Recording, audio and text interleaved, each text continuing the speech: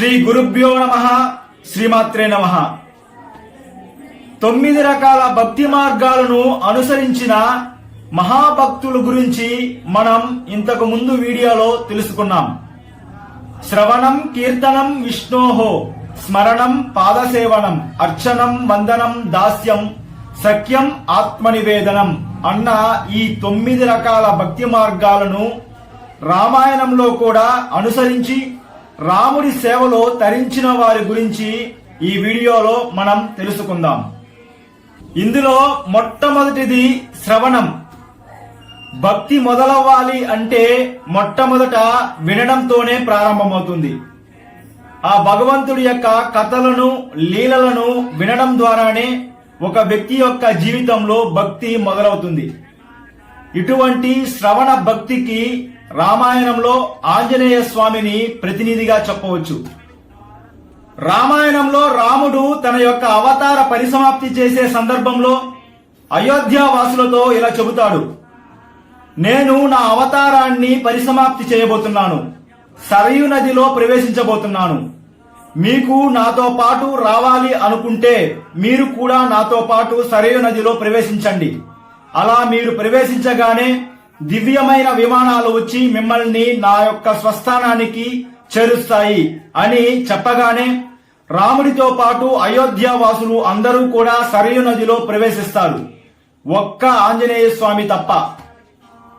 ఎందుకు అని అంటే సాక్షాత్తు ఆంజనేయ స్వామి చెప్పిన మాట: నేను రాను, ఈ భూమండలం పైనే ఉంటాను. ఈ భూమి ఎంతకాలం ఉంటుందో అంతకాలం ఈ భూమిపైనే ఉంటాను. ఎవరైనా ఎక్కడైనా రామకథను రామనామాన్ని చెబితే అక్కడికెళ్లి రామకథను రామనామాన్ని నే వింటాను. నాకు రామనామమైనా రామకథ అయినా నాకు ప్రాణం.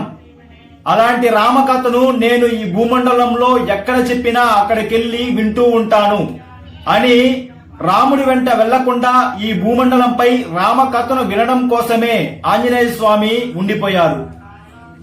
దీనికి ఈ శ్లోకమే మనకు ఆధారం.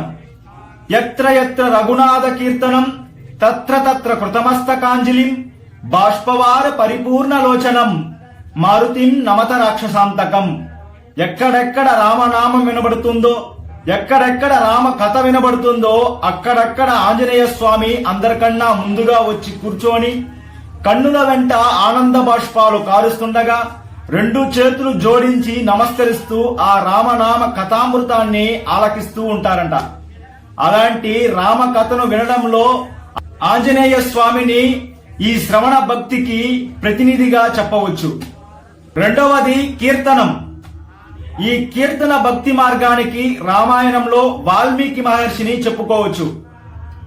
రామాయణాన్ని అద్భుతమైన శ్లోకాలతో మనకు అందించారు.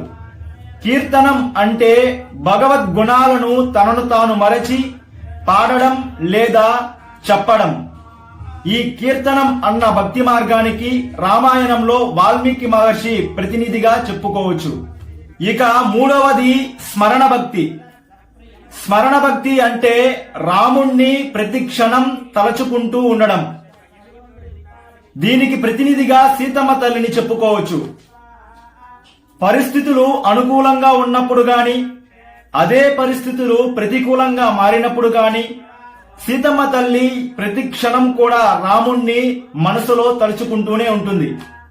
రాముడి అంతఃపురంలో ఉన్న, రావణాసురుడి అశోకవనంలో ఉన్న సీతమ్మ మనస్సు మాత్రం బుద్ధి చిత్తము అంతా కూడా రామచింతనయే. అందుకే రామాయణంలో ఈ స్మరణ భక్తికి సీతమ్మ తల్లిని ప్రతినిధిగా చెప్పుకోవచ్చు. ఇక నాలుగవది శ్రవణం కీర్తనం విష్ణోహో, స్మరణం పాదసేవనం. ఈ పాదసేవనం అన్న భక్తి మార్గానికి భరతుల వారిని ప్రతినిధిగా చెప్పుకోవచ్చు. ఎందుకు అంటే ఈ రాజ్యము నాది కాదు, ఈ రాజ్యము రాముడిది.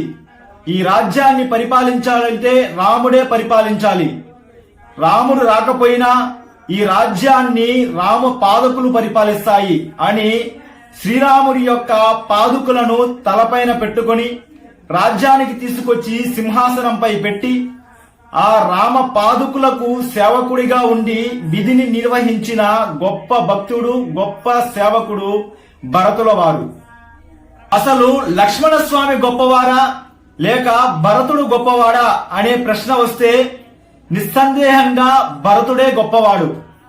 ఎందుకు అంటే రాముడి పక్కన ఉండి సేవ చేసేవాడు లక్ష్మణస్వామి. కానీ రాముడు పక్కన లేకపోయినా రామ పాదుకులకు సేవ చేసి రాజ్యభారాన్ని వహించిన గొప్ప రామ సేవకుడు భరతుడు. అందుకే ఈ పాదసేవనం అన్న భక్తి మార్గానికి భరతాల్వారులను ప్రతినిధిగా చెప్పవచ్చు. ఇక 5వది అర్చనం. అర్చనం అంటే పూజ చేయడం. రామాయణంలో రాముడికి గొప్ప పూజ చేసింది శబరిమాత. శబరిమాత ప్రతిరోజు కూడా రాముడు ఈ రోజు వస్తున్నాడు, రేపొస్తున్నాడు అని కొన్ని సంవత్సరాలుగా ఎదురు చూసి యామారి ప్రతిరోజు పువ్వులు పండ్లు సిద్ధం చేసి ఎదురు చూసి రాముడు రాగానే రుచికరమైన రేగు పండ్లను తాను రుచి చూసి రాముడికి ప్రేమతో సమర్పించిన శబరిమాతను ఈ అర్చన భక్తికి ప్రతినిధిగా చెప్పుకోవచ్చు. ఇక 6వది వందనం. వందనం అంటే నమస్కరించడం, శరణాగతి చేయడం.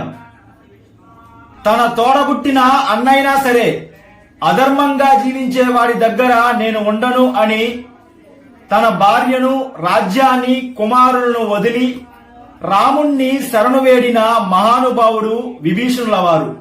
వచ్చినవాడు శత్రువు యొక్క సోదరుడు అని నన్ను చంపినా పర్వాలేదు, ధర్మాత్ముడైన రాముని చేతిలో నేను చస్తాను అని 2 చేతులు జోడించి రాముణ్ణి శరణాగతి చేసిన విభీషణుల వారిని ఈ వందనం అనే భక్తి మార్గానికి ప్రతినిధిగా చెప్పవచ్చు.